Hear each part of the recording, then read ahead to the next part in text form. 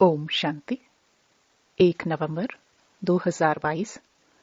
बाबा के महावाक्य। मीठे बच्चे, अपनी बुद्धि किसी भी देहधारी में नहीं लटकानी है।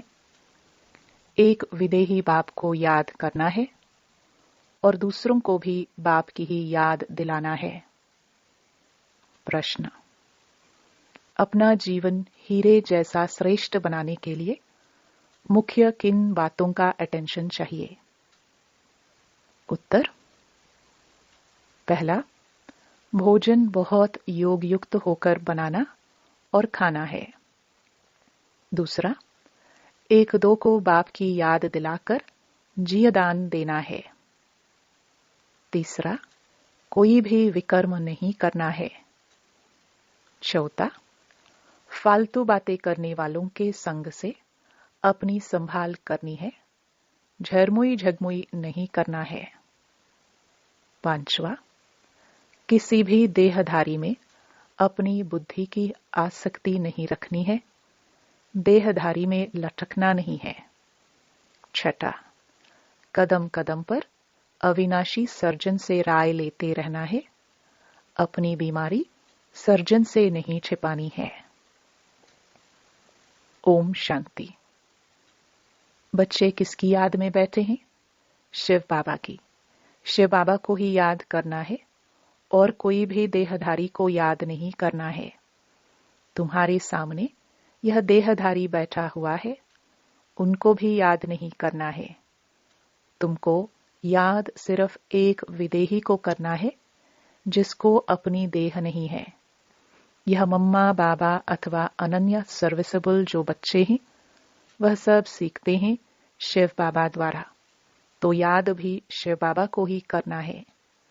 भल कोई बच्चे जाकर किसको समझाते हैं तो भी बुद्धि में समझना है कि शिव बाबा ने इनको पढ़ाया है। बुद्धि में शिव बाबा की याद रहनी चाहिए, न कि देहधारी की। अगर इस देहधारी को तुम याद करते हो तो यह कॉमन हो जाता है। बाप कहते हैं कभी भी देहधारी में लटकना नहीं है।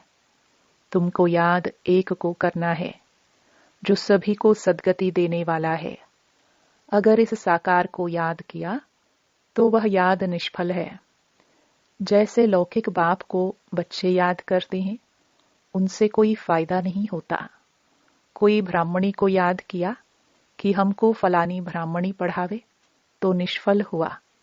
कोई की भी याद नहीं रहनी चाहिए। हमको शिव बाबा पढ़ा रहे हैं, कल्याणकारी शिव बाबा है। देहधारी पर कभी बलिहार नहीं जाना होता है। यह बाबा भी तुमको कहते हैं मन मना भव। देहधारी को याद किया तो दुर्गति को पाएंगे। बाप जानते हैं कोई कोई की ब्राह्मणी के साथ बुद्धि जुट जाती है, यह रॉन्ग है। देहधारी में आसक्ति नहीं होनी चाहिए। बाबा का फरमान है मामेकम याद करो। सुबह को उठकर मुझे याद करो।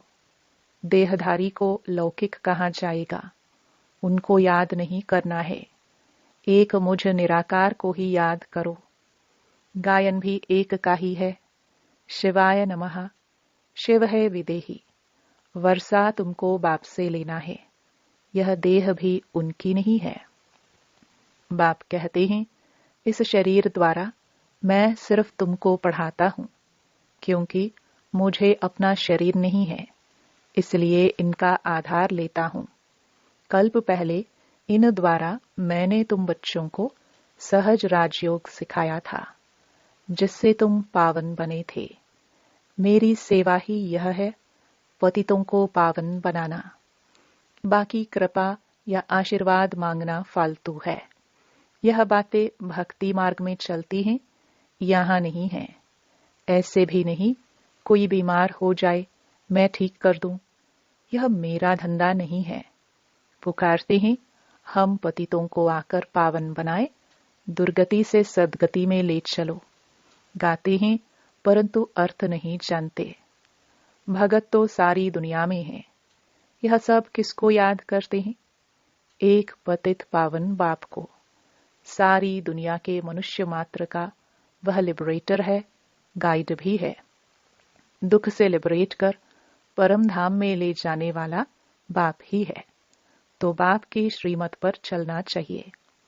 कदम कदम पर राय लेनी चाहिए कि इस हालत में क्या करे।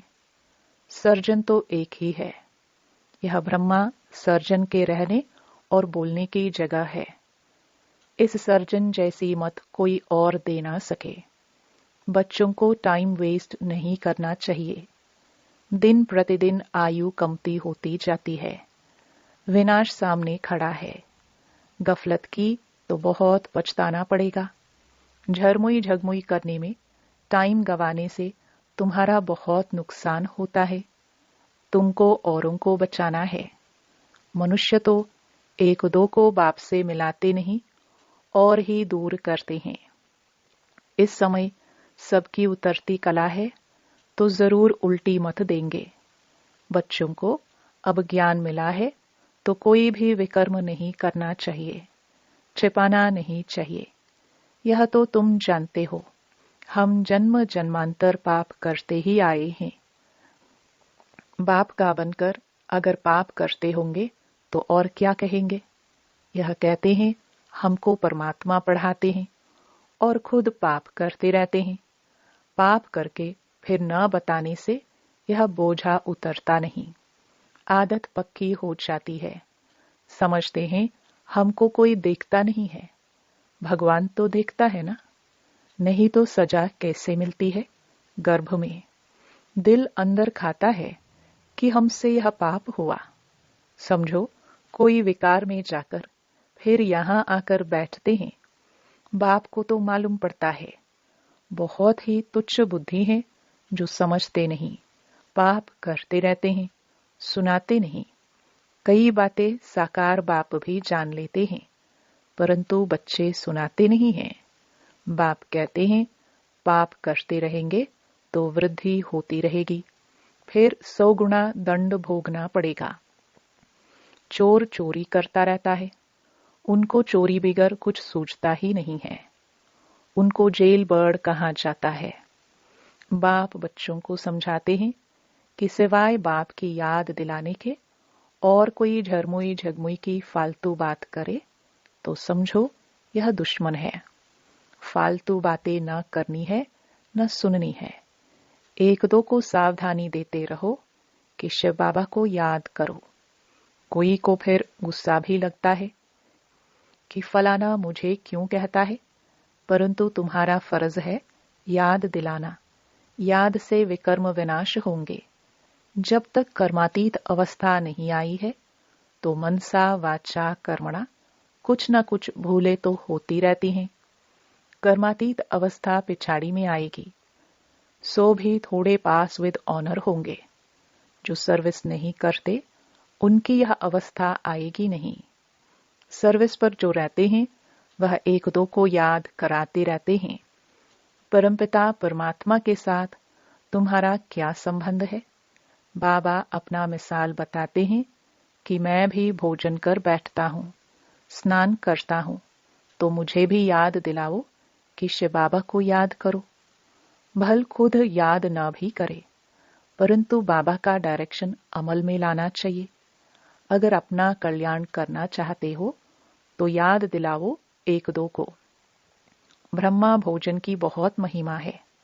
भोजन बनाने वाले ब्राह्मणों का योग ठीक चाहिए, तब तो भोजन में ताकत आएगी। याद से ही तुमको जीवदान मिलता है। अपना हीरे जैसा जीवन बनाना है। सहजते सहज बात है, मुझे याद करो, पवित्र बनो। पतित बने तो 100 गुना दंड पड़ जाएगा।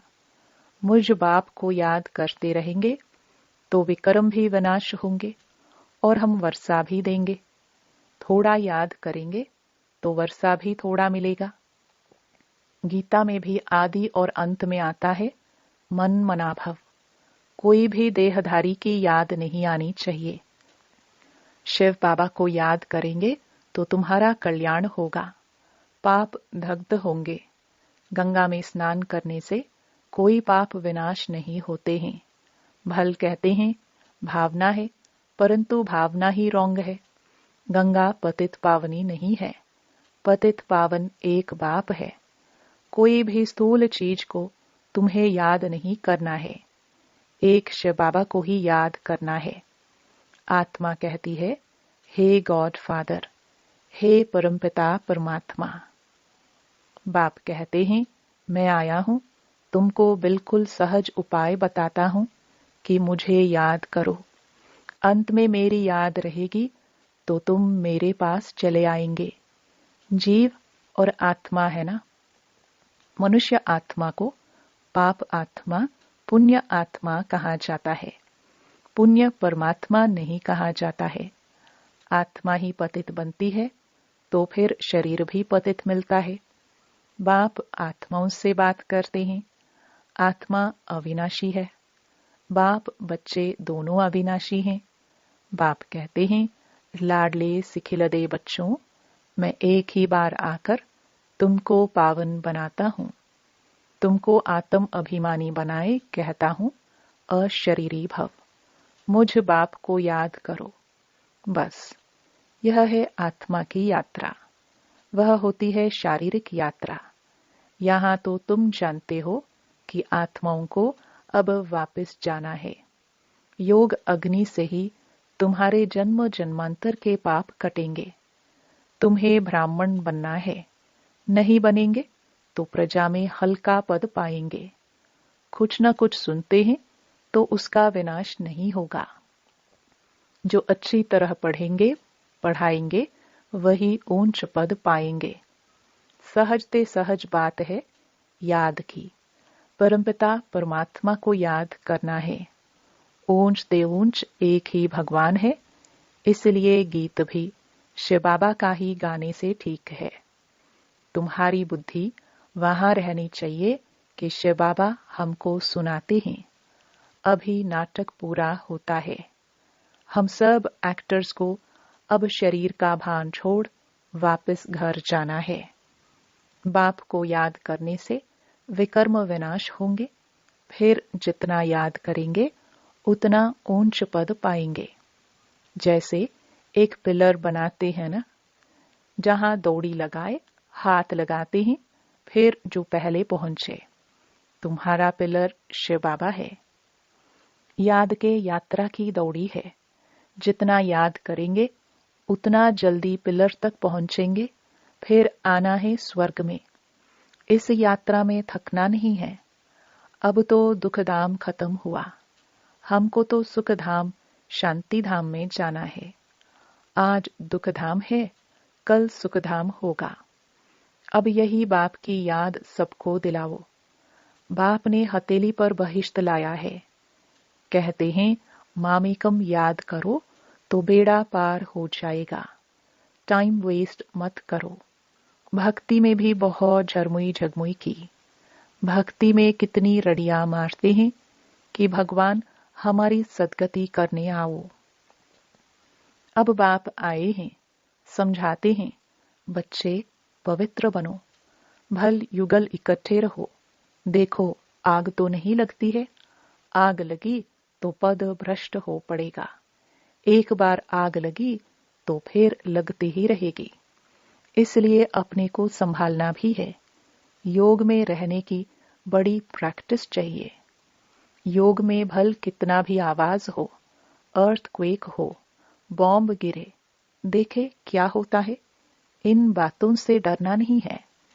यह तो जानते ही हैं कि रक्त की नदियां भारत में ही बहनी है। पार्टीशन में रक्त की नदियां बही ना। अजुन तो बहुत आफतें आनी हैं। तुमको देखना है। मिरुआ मौत, मलू का शिकार। तुम फरिश्ते बन रहे हो। जो अच्छे सर्विसेबल होंगे वही उस समय ठहर सकेंगे। इसमें बहुत मजबूती चाहिए। शिव बाबा को याद करना है। शिव बाबा जैसा मीठा बाप फिर कभी नहीं मिल सकता। उनकी ही मत पर चलना है। मुख्य बात ही है पवित्र बनने की। पतित उनको कहा जाता है जो विकार में जाते हैं। देवताएं है ही संपूर्ण निर्विकारी। यहां तो सब हैं विकारी। वह है शिवालय, यह है वेश्यालय। अब विकारी से निर्विकारी बन स्वर्ग का राज्य भाग्य लेना है। बाप कहते हैं, मैं पावन दुनिया स्थापन करने आया हूं। तुमको मैं पावन दुनिया का मालिक बनाऊंगा। सिर्फ पवित्र बनने की मदद करो। सबको बाप का निमंत्रण दो। 5000 वर्ष पहले भी जब मैंने गीता सुनाई थी तो कहा था, मामेकम याद करो तो पावन बनेंगे। चक्र को फिराएंगे तो चक्रवर्ती राजा रानी बनेंगे। हेल्थ, वेल्थ और हैप्पीनेस मिलेगी। सतयुग में सब कुछ था ना। बाप कहते हैं, मेरे को याद करो तो कभी 21 जन्म रोगी नहीं बनेंगे। स्वदर्शन चक्र फिराते रहेंगे तो तुम चक्रवर्ती राजा बनेंगे। मैं प्रतिज्ञा करता हूं। भगवानुवाच, बाबा सिर्फ अलफ और बे पढ़ाते हैं। मन मना भव और मध्याजी भव। बस पढ़ाई भी कितनी सहज है। बस दिल पर यह लिख दो। कोई विरले व्यापारी इस धंधे की युक्ति उस्ताद से लेते हैं। वह धंधे आदि भल करो, मना थोड़ी है। अच्छा, मीठे मीठे सिखिलदे बच्चे जो खुद भी अलफ और बे को याद करते और दूसरों को भी याद दिलाते हैं, वही प्यारे लगते हैं। ऐसे बच्चों को माता पिता बाप दादा का याद प्यार और गुड मॉर्निंग। रूहानी बाप की रूहानी बच्चों को नमस्ते। धारणा के लिए मुख्य सार। पहला, याद की यात्रा में तखना नहीं है। एक दो को सावधान करते बाप की याद दिलानी है। अपना टाइम वेस्ट नहीं करना है। झरमुई झगमुई पर चिंतन न करना है, न सुनना है। दूसरा, पास विद ऑनर होने के लिए मनसा वाचा कर्मणा कोई भी भूल नहीं करनी है। वरदान, दृढ़ संकल्प द्वारा असंभव को संभव कर सफलता का अनुभव करने वाले निश्चित विजयी भव। संगम युग को विशेष वरदान है असंभव को संभव करना। इसलिए कभी यह नहीं सोचो कि यह कैसे होगा। कैसे के बजाय सोचो कि ऐसे होगा। निश्चय रखकर चलो कि यह हुआ ही पड़ा है। सिर्फ प्रैक्टिकल में लाना है, रिपीट करना है। दृढ़ संकल्प को यूज करो। संकल्प में भी क्या क्योंकि हलचल न हो तो विजय निश्चित है ही। दृढ़ संकल्प यूज करना अर्थात सहज सफलता प्राप्त कर लेना। स्लोगन, सदा करन करावन हार बाप की स्मृति रहे तो भान और अभिमान समाप्त हो जाएगा। ओम शांति।